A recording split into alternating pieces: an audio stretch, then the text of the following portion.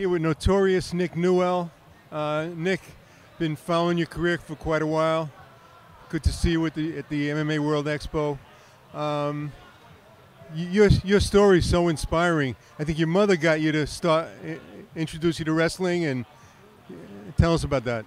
Well, my mom didn't introduce me to it. I started doing it, and I wanted to quit, and she wouldn't let me. So that's kind of the story right there. And basically, I'm happy I stuck with it because it blossomed into a professional MMA career. And you're the XFC champion, right? Yeah, I'm the XFC Lightweight World Champion. Yep. 9-0. So career's been going pretty well for me. And you've had quite a number of obstacles as a fighter. A lot of guys didn't want to fight you. They thought maybe if they beat you, it doesn't say anything for them, you know. But right now, people don't care, you know. And you have used your disability to an advantage. Yeah, I mean, I wouldn't even call it a disability, you know. I'm just different, and it has its advantages and its disadvantages, just like everybody else has their advantages and disadvantages. And I just fight to the best of my ability, the best way I can, and it's been going pretty well for me.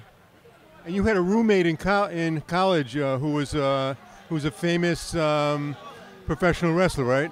Yeah, Kurt Hawkins, WWE Kurt Hawkins. He's a good friend of mine, and we were roommates in college, and I'm happy that he's able to do his thing, you know? And how'd you get involved? You saw The Ultimate Fighter on TV, I think? Yeah, I saw The Ultimate Fighter on TV, and I was all into it, and I was like, I didn't say I was going to fight, but I said I'm going to learn how to do this, and then it just kind of got carried away from there. So what are your specialties as a fighter? I think my best weapon is that I am well-rounded. I'm good at everything. I'm comfortable wherever the fight goes, and I can mix my striking with my takedowns really well, and I have good ground and pound. So, what do you prefer, striking or going to the ground? I prefer winning, so whatever's going to get me that win as fast as possible, as easy as possible, and without me taking the least amount of damage is the route that I'm going to go. You good-looking guy, you know, you don't look messed up. How do you feel about being kind of a celebrity right now? Life is good as a G-list celebrity. It's cool, man.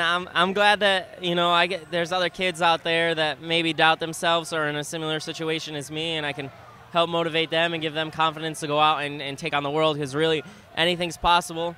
You know, sometimes you just have to work a little bit harder. But, you know, life's not fair, you know, always. But, you know, being alive is a gift in itself, and you really got to just make the most of it. Totally, brother. Are there any trainers that you owe your success to? My head coach, Jeremy Libashevsky, I stay at his house, at his gym, Fighting Arts Academy. My boxing coach, Scott Labrie, you know, my strength and conditioning coach, Lou Figueroa. You know, I mean, I have great people, you know. American Top Team, I go down there every once in a while, and they always welcome me and teach me some great things. So, you know, I'm just a very lucky guy, man. Which American Top Team do you go to? In Coconut Creek. Yeah. Well, it's a great place. I've been there. Yeah. Nick, you inspire everyone. You're undefeated right now, right? Yeah, 9-0. So, want to keep that train rolling. Keep collecting names and really, you know, cement my spot as one of the best fighters in the world. Is that a lot of pressure being undefeated? No pressure, man. When I wrestled, I put too much pressure on myself, and I feel like I had a good career, but it held me back from reaching my full potential. And if you just train if you train hard and you train smart and you go into the fight doing everything the best that you possibly be, you go out there and you fight with everything you got, you have nothing to be ashamed of. So there's really no pressure on me when I fight. Notorious Nick Newell, ladies and gentlemen. Thank you, Nick.